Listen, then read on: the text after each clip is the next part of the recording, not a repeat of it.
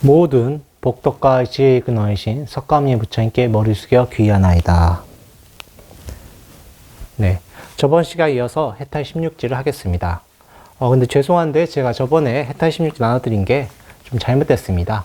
선호선빵 같은 경우는 제가 밴드에 어제 바로 올려드렸고, 저의 강의 들으신 분들은 제가 또 바로 업데이트를 했으니까요. 오늘 또 같이 첨부하겠습니다. 그걸 꼭 참고하시기 바랍니다. 저번 시간에 해탈 16지와 보살지 배대한 거는 정확히 맞는데 그 외 것들이 조정하다 보니까 어긋나 버렸습니다.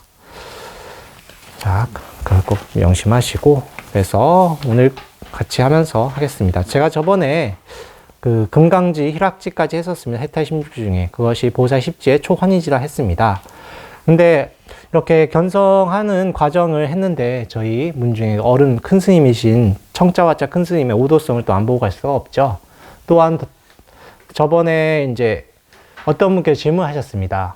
어떤 분은 이렇게 견성하자마자 바로 올라가기도 하고, 또 어떤 분은 견성하는데 또 수행을 좀 오래 해야 되는 그런 것이 있는데, 그게 왜 다른가에 대해서 질문하신 분이 계신데, 그것을 큰 스님께서 그 설법 중에 말씀하셨습니다. 그래서 그것도 같이 한번 읽어보고 넘어가도록 하겠습니다. 제가 오늘 나눠드린 거, 예, 큰 스님 설법이죠. 예. 자, 다 가지고 계시죠? 네, 한번 같이 큰 스님 오도성 먼저 같이 읽겠습니다. 네. 청하근 스님 또한 45세 되시던 1968년 동안거 때 고래 사성암에서 용맹정지전 동짓날 새벽에 화련대여 하신 후에 다음과 같은 오도성을 남겼다. 같이 읽겠습니다. 한글만 같이 읽을게요. 네. 폭설이 오산 머리에 내리고 섬진가는 용처럼 굽이쳐 흐르네 하늘 보기 스스로 그윽하게 울리니 텅 빈 밝은 마음딸 비추네. 이게 큰 스님께서 오도하실 때 지으신 오도성이십니다. 1968년에 지으신 것이지요. 네. 하늘 보기 스스로 그윽하게 울리고 텅 빈 밝음. 이 말이 참 멋있는 것 같습니다.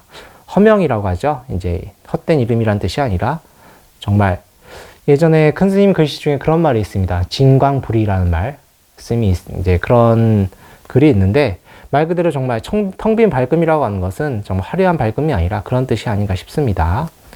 이제 자, 이어서 큰 스님께서 광탄만상 하시고 왜 환희지 상태에서 그 다음에 성취하는 것이 다른가에 대해 설명하신 거, 이게 아마 원통부 요체에 나왔을 것입니다. 환희지에 대해서 같이 읽어보도록 하겠습니다. 첫 번째부터 같이 읽을게요. 이런 것이 더 증장되어서 정작 욕계 번뇌를 떠나고 자기의 본 성품을 깨달아 오직 일미평등한 진여의 자리를 얻을 때는 환희심이 이루 말할 수가 없는 것입니다. 이것이 초환희지입니다. 그렇기 때문에 어떠한 도인들이나 환희지를 얻을 때는 환희심이 사무쳐 가누기가 어렵다고 합니다. 근엄하기 짝이 없는 두타제일 마하가섭도 환희지를 성취할 때는 너울너울 춤을 추었다고 합니다. 이래서 초지에서 이지에 올라가고 3지, 4지, 5지, 6지, 7지, 8지, 9지, 10지를 거쳐서 결국은 불지로 구경각을 성취하는 것입니다. 잠깐 끊을게요. 말 그대로 환희심이 우리가 흔히 말하는 오용락의 그런 쾌락이 아니죠. 정말 환희심이 사무치는 것이죠. 그래서 막 너무나 그런 기쁨이라는 것이 우리가 흔히 생각하는 그런 게 아니다. 그런 다음에 구경각까지 가는 게 있는데, 이때 가섭존자 같은 경우는 저번 시간에 말씀드렸지만 굉장히 원리원칙주의자이셨습니다. 평소 행실도 굉장히 바르셨던 분이시고 하셨던 분인데, 그분도 이렇게 광탄만상 환희지에 오르셨을 때는 너울너울 춤을 췄다. 이런 게 넘어옵니다. 자, 이어서 또 읽겠습니다. 그러나 근기 따라서 우리 세종같이 환희지를 성취하시자마자 그냥 불지로 마구 구경 성취를 하신 분도 계신 것이고, 또는 이지 삼지를 뛰어넘는 분도 계신 것입니다. 그래서 단번에 비약적으로 뛰어넘는 것은 돈초라고 하고, 또는 이지 삼지를 뛰어넘는 것은 간초라고 합니다. 보통 근기는 이지 삼지 그와 같이 순서 있게 올라가겠지요. 그러나 게으름 부리면은 초지에 올라갔다 하더라도 더 못 가고 말아버립니다. 잠깐만요. 자, 아시겠지만 불교는 우연을 말하지 않죠. 부처님도 저번 시간에 말씀드렸지만 아주 오랜 겁전에 연등불께 수기를 받으시고 오랜 세월 닦으셨던 분이십니다. 이번 생에 그 성불 하시는 것이 아니에요.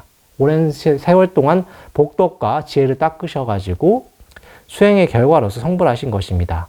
마찬가지입니다. 여러분들이 어떤 분이 성공하시는 게 이번 생만 있는 게 아니다. 그 전생에 복덕을 쌓았기 때문에 이번 생에 그 복을 얻는 것입니다. 물론 그 복에 안주해버리시면 복이 영원하지가 않죠. 그 복을 즐기는 가운데 악행해버리면 그 값으로서 또 나쁜 곳에 떨어지기도 하는데 우연은 없습니다. 다만 이번 생만 봐서 그런데 이렇게 바로 올라가신 분도 있고 아니면 단계별로 올라가신 분 계신데 그 누구나 그 전생 우리가 흔히 말하는 근기라는 것이 엄밀히는 근기가 아니라 전생 우리가 놀 때 누군가 노력을 엄청 열심히 하신 것입니다. 그 차이예요. 누군가는 쾌락을 빠져 있을 때 누군가는 엄청 자기 도를 닦으신 것입니다. 여기 큰 스님도 말씀하셨지만 게으른 분이면 초지에 올라갔다 하더라도 더 못 가고 말아버린다 나오지 않습니까? 그런 것이에요. 자, 이어서 그 문단, 다음 문단 읽겠습니다. 이런 데서 자비심이 많은 도인과 지혜가 더 수승한 도인의 차별이 있다고 합니다. 이른바 지증보살이라 지혜가 더 수승한 보살들은 본래 중생이 없는 것이다 라고 생각하여 자기 공부, 선정을 닦는 데만 주력을 다하고 또 자비심이 많은 분들은 선인 후기라 남을 먼저 앞세우고 자기가 뒤에 갑니다. 본래가 둘이 아닌 것인데 중생들이 법을 몰라서 고생하는 것이니까 꼭 중생들은 안락세계로 안양세계로 인도해야겠구나 하고 초환이지만 성취해도 더 안 가버립니다. 이분들은 비증보살이라 합니다. 자, 이렇게 지혜의 중점을 두느냐 자비의 중점을 두느냐에 따라서 올라가고 내려가고 차이가 있겠죠. 더 올라가고자 하시는 분들은 더 이제 지혜를 더 닦으시는 것이고 하지만 내 공부가 아직은 좀 덜 됐지만 지혜는 다 알지 않습니까? 그걸 바탕으로 중생들 이끌어야 되겠다 하시는 분들이 바로 흔히 말하는 보살 행을 하시는 분들이 이제 선인 후기라고 하셔서 그분들이 이제 비증보살이라고 하는 것이냐. 비증이라는 것은 올라가지 않는다는 뜻이죠. 이렇게 자비심으로써 올라간다 이런 뜻입니다. 그래서 비자가 자비할 때 그 비자니까요.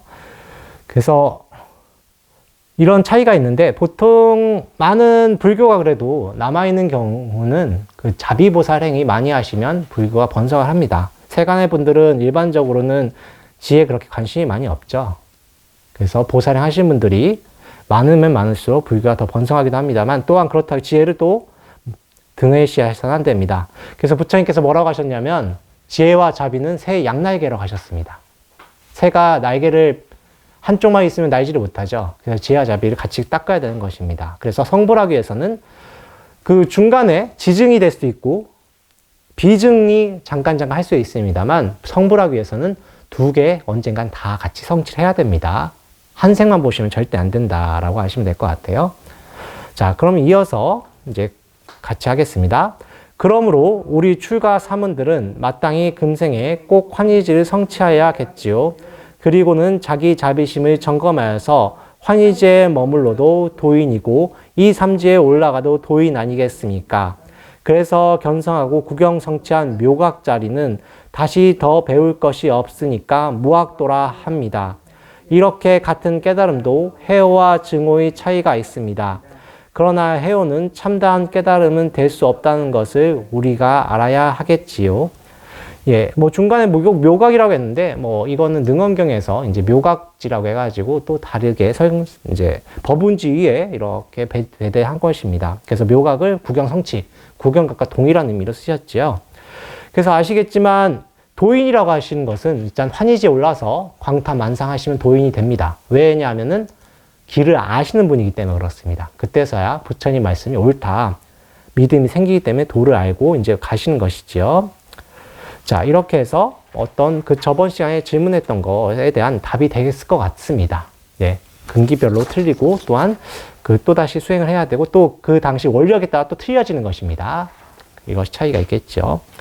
자, 이어서 해탈 16지 계속 하겠습니다. 여기서 네. 견도 해갖고 네. 견도 해갖고 근기에 따라서 따끔에 따라서 네. 뛰어넘을 수도 있고 점착할 수도 있고 네네. 그렇게 말을 해주는. 아, 예, 예. 그 바로 뛰어넘을 수 있는 거는 뭐 아까 말씀한 근기가 있는 것입니다. 전생 업력, 이후에 견도 이후에. 예, 이건 큰 스님 설법하신 거 나왔기 때문에 제가 굳이 말씀 안 했습니다. 왜냐하면 또 덧붙이다 보면은 제가 또 실수할까봐. 그거는 그렇게 해줘야 이제 알아듣기가 아, 예. 여기 이제 중간 두 번째 문단에 보면 가장 처음에 뭐라고 나요? 그러나 근기 따라서. 그죠? 정도 이후에 예. 초안이지 이후에 예, 근기 따라서 세종같이 환희지를 성취하시자마자 그냥 불지로. 견도 예, 초환희지가 견도. 광탄만상. 예, 초환희지가 견도입니다. 예. 그전에는 뛰어넘을 수가 없다 그죠? 네, 네. 네, 두 번째 문단에 나와서 제가 설명을 안 드렸는데 다시 한번 강조드립니다. 환희지 된 다음에 그 다음에 근기 따라서 예, 큰 스님이 분명히 말씀하셨지 않습니까? 경험하신 분께서. 그래서 근기 따라서 환희지 성취하시자마자 바로 불지. 부처님 전생에 닦으셨죠? 거의 다 이루셨던 분이기 때문에 바로 불지로 가셨고 아니신 분들은 또 2지, 3지로 바로 뛰어넘는 경우도 있고 그 생에 또 그 스승이나 여러 가지 인연에 따라서 원력이나 이런 거에 따라서 세속에 나올 때까지 계속 수행하신 분도 있고 아니면 자비심에 따라 바로 세속에 나오신 분도 계시고 그런 게 굉장히 다양한 경우가 있다. 다만 아까 그 초환희지 얻자마자 근기 따라서 뛰어넘는 분이랑 아니신 분들이 계시다. 근기가 있다는 거. 근기라는 게 뭡니까? 전생 수행력. 전생 수행력. 근기로 차별하지 마시고 전생 수행력. 우리가 수행하지 않을 때 그분들은 수행하셨던 분들이죠. 그런 차이가 있다. 그러면 된 것 같습니다. 됐나요? 네, 네. 큰 스님 설법을 계속 읽어보시는 게 중요합니다. 왜냐하면 이거는 저도 경험을 안 했기 때문에 도인의 말씀을 들어보는 게 굉장히 중요합니다. 네. 이거는 제가 발췌한 거는 원통법 요체 초환희지에 나오는 내용입니다. 자, 그럼 이어서 또 나가겠습니다. 자, 저번 시간에 초환희지가 금강지와 희락지, 우리 대하상님의 해탈 16주 중에 금강지와 희락지에 배대한다라고 하셨습니다.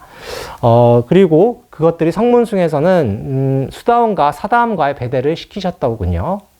그것들이 뭐냐면 탐심, 탐욕심의 3분의 1을 없앴다. 그리고 그때서야 내가 있다는 상이라든가 상견, 단견, 그러니까 뭔가 영원히 있다. 아니면 이건 영원하지 않다. 변하지 않는다. 그냥 끝이다. 라고 하는 그런 것이 다 끊어진다라고 말씀드렸었습니다.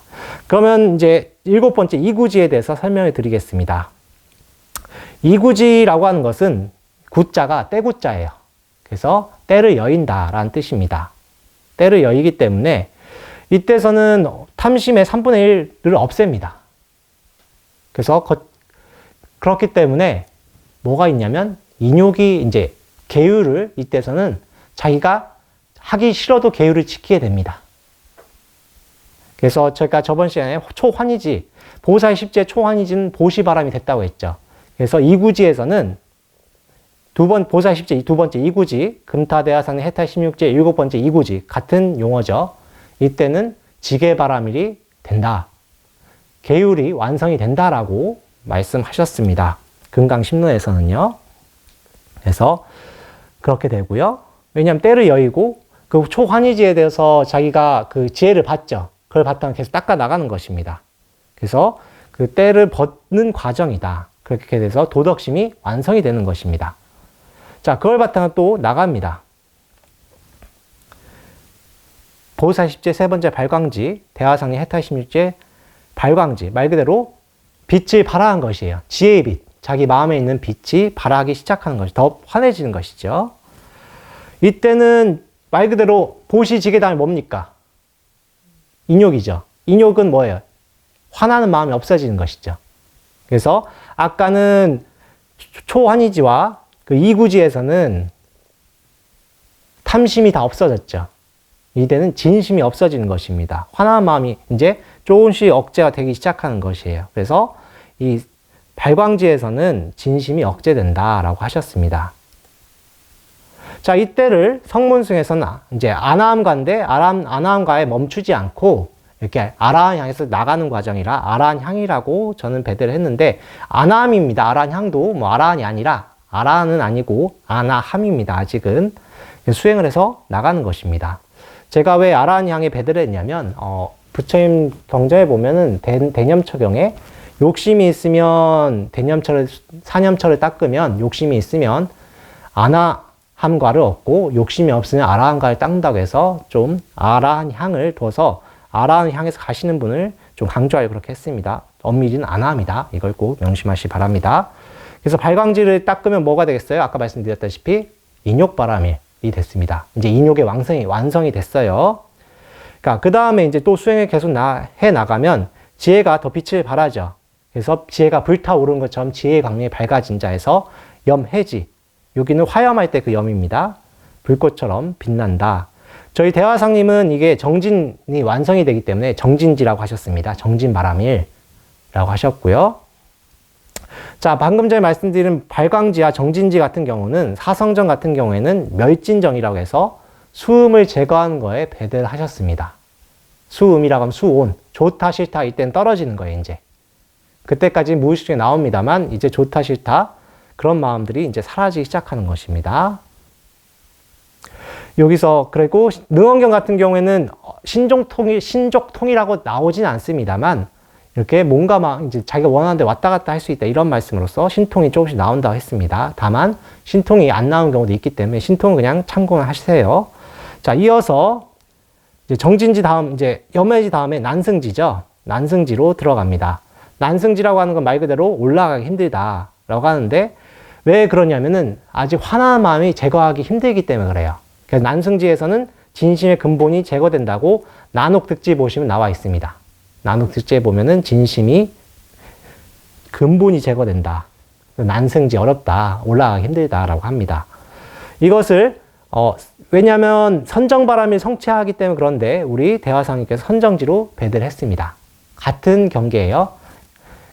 선정바람이 완성이 되는 것이 이때는 삼매에 쉽게 들어간다. 삼매에 아주 깊이 들어가는 것이죠. 그래서 선정지라고 했습니다. 자, 그 다음에는 이제 현전지, 보살십지 현전지인데 이때는 왜 현전지라고 했냐면 12연기, 연기법이 눈앞에 드러난다고 합니다. 연기의 지혜가 드러나고 또한 진심과 탐심이 완전 소멸한다고 합니다. 그래서 현전지라고 하셨습니다. 그래서 방금 전에 말씀드린 선정지와 현전지, 해탈16지의 선정지, 현전지, 그리고 보살십지의 난승지, 현전지 같은 배대죠. 이것들은 상음을 제거합니다. 언어적인 아르마리 이런 것들이 상음인데 이런 생각들이 다 제거돼서 자유로워진다 라고 생각하시면 될 것 같습니다. 이때 능원경에서 천안통 성취한다는 식으로 말씀하셨는데 이건 조금 다른 경우가 있습니다. 그렇게 참고만 하세요.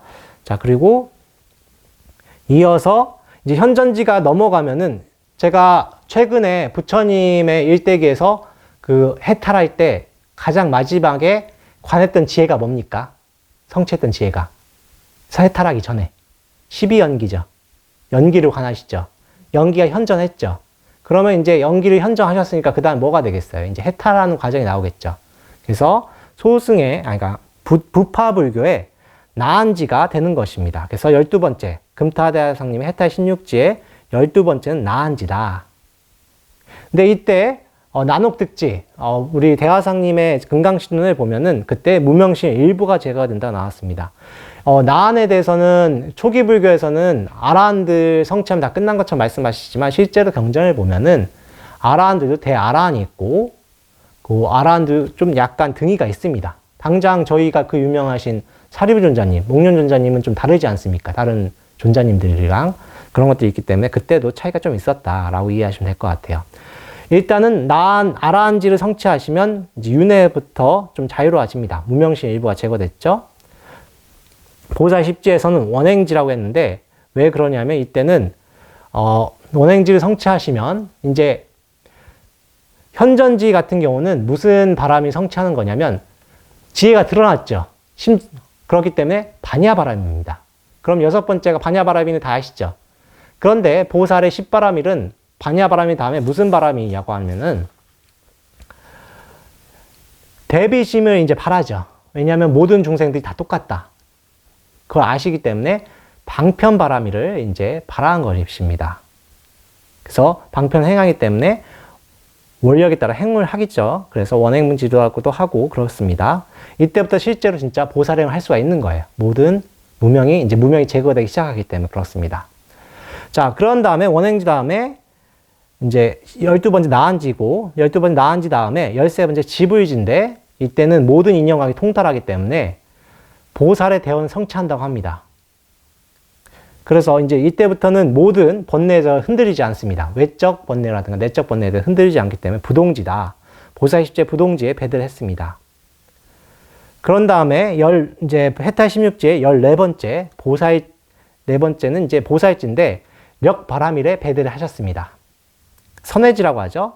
왜냐하면 모든 지혜를 성취하셨기 때문에 그렇습니다. 보살 10지에서는.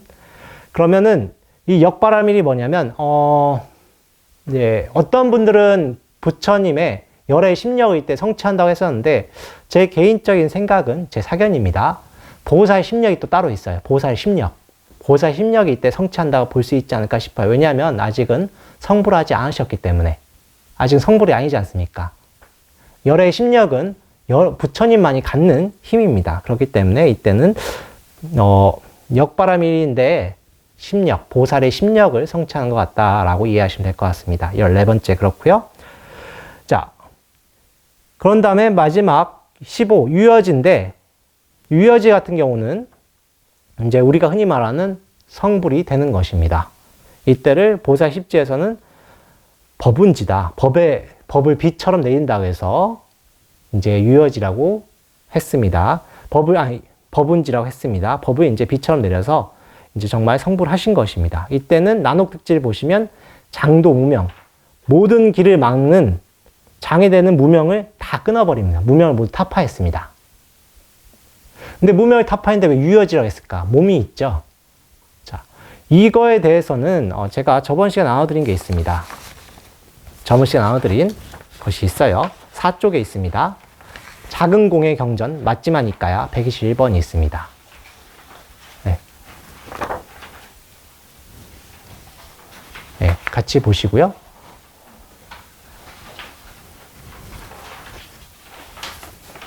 네, 그거에 보면은 부처님께서 이렇게 모든 것을 이 작은 공의 경전이 뭐냐면 여기서 말한 공이라는 것은 번뇌가 없을 말한 것입니다. 번뇌가 없을 말하는데 마지막 구경의 공을 성취하고 나서 그거에 대해서 말씀하신 것입니다. 좀 다 같이 그냥 쭉 한 번에 읽을게요. 그는 다음과 같이 무상심 삼매도 조건지어진 것으로서 사유된 것이다. 이 조건지어진 것으로서 사유된 것은 무상하고 괴멸한 것이다 라고 분명히 안다. 그는 이와 같이 알고 또한 이와 같이 보아서 그 마음이 욕망의 번뇌에서 해탈되고 존재의 번뇌에서 해탈되고 무명의 번뇌에서 해탈된다. 해탈되면 그에게 나는 해탈했다는 마음이 생겨난다. 그는 태어나면 부수어지고 청정한 삶은 이루어졌다. 해야 할 일은 다 마치고 더 이상 윤회하는 일이 없다라고 분명히 안다. 그는 욕망의 번뇌를 조건으로 고뇌가 있지만 여기에는 없다. 존재의 번뇌를 조건으로 고뇌가 있지만 여기에는 없다. 무명의 번뇌를 조건으로 고뇌가 있지만 여기에는 없다. 그러나 유일한 고뇌가 있다. 즉 생명을 조건으로 6가지 감각 영역을 지닌 몸 그 자체를 조건으로 하는 것이다 라고 분명히 안다. 그는 이 지각의 세계는 욕망의 번뇌에 관하여 공하다고 분명히 알고 이 지각의 세계는 존재의 번뇌에 관하여 공하다고 분명히 알고 이 지각의 세계는 무명의 번뇌에 관하여 공하다라고 분명히 안다. 그러나 여기에는 공하지 않은 것이 있다. 즉 생명을 조건으로 6가지 감각 영역을 지닌 몸 그 자체를 조건으로 하는 것이다 라고 분명히 안다. 그는 거기에 없는 것을 공이라고 여긴다. 하지만 거기에 남아있는 것은 있으므로 이것은 있다라고 분명히 안다. 그러므로 안다요. 이것은 그에게 진실되고 전도되지 않고 청정한 공이 현현된 것으로 나타난다. 자, 여기서 말씀드렸지만 모든 번뇌가 없어졌죠. 하지만 어떻습니까? 몸뚱아리로 인한 번거로움은 남아있죠. 예. 여기서 고뇌라고 했는데 고뇌라는 번역보다는 번거로움이라고 하시는 게 나을 것 같습니다. 왜냐하면 아라한지를 성취하시면 무명이 다 이제 이 정도 상태 되시면 무명이 다 타파됐다 말을 하지 않습니까? 그래서 몸뚱아리로는 번거로움이 있다. 근데 이때 있는 그대로 알아차리기 때문에 무명은 없다라고 번뇌는 없다라고 하시는 것이죠. 이것이 유효열반입니다. 유효열반. 몸뚱아리에 있는 한은 여러분들이 아무리 아라한가를 성취해도 번거로움이 있어요. 그때 자기의 보성의 자성청정의 지혜로서 알아차리는 것이겠죠. 이것이 바로 이 경전에 나왔다. 이것이 바로 유여지입니다. 이제 그러면서 마지막 이 몸뚱아리를 벗으면서 무여지, 아무것도 남김없는 열반에 들어간다라고 하시면서 해탈 16지가 끝났습니다. 자, 여기서 12번째 나한지 있지 않습니까? 나한지부터는 성자라고 할 수가 있습니다. 성자. 아라한부터는 성자라고 할 수가 있습니다. 이건 큰 스님 설법 중에 나왔던 얘기입니다. 이때부터 성자라고 할 수가 있고요. 또한 그 신통 중에서는 청정도론 이제 남방의 논서죠. 남방의 논서 같은 경우에는 색계 사선정 있지 않습니까? 색계 사선정에 그 다음을 넘어서면은 그때부터 신통을 부릴 수 있다고 했는데, 그때 신통의 순서가 뭐냐면 신족통, 천이통, 타심통, 숙명통, 천안통 순서대로 설명하십니다. 여러분들의 부처님의 그 몸에 생체를 했던 분이 유일한 분이 누굽니까? 대바다타죠. 대바다타 같은 경우가 아라한가를 성취하지 못하고도 신통을 부려가지고 아사세 사트루 왕 밑에 아기로 변했었죠. 그래서 아사세의 환심을 얻었었는데, 그런 것들이 여기 나오는 것입니다. 마지막 유진통을 성취하기 전까지 신통을 부릴 수 있다. 그래서 예전에 경전에 나오지만, 경전이 아니라 논서에서 나오지만은 외도들도 다른 종교에도 오신통을 부릴 수 있다라고 나옵니다. 하지만 다만 누진통 성취하기 위해서는 불법을 믿어야 되고 수행을 해야 된다라고 하시는 것이죠. 이렇게 해서 해탈 16지의 대략적인 설명이 끝났습니다. 이렇게 부처님의 성불하시는 과정이나 이런 걸 보시면 이것이 더 와닿으실 거예요. 그렇죠? 부처님이 성불하실 때 얻었던 깨달음은 중간에 어떤 지혜가 뭡니까? 연기법이죠. 연기를 관하면서 해탈하셨죠. 마찬가지로 현전지를 넘어서서 아라한가를 성취하고, 그런 다음에 그걸 더 닦아서서 거기에서 더 닦으셔가지고 보살행을 하시는 것이죠. 그래서 성불하신 과정이 여기 나와 있는 것입니다. 오늘 설법 이것을 끝내겠습니다. 나무 석가모니불, 나무 석가모니불, 나무 시아본사 석가모니불.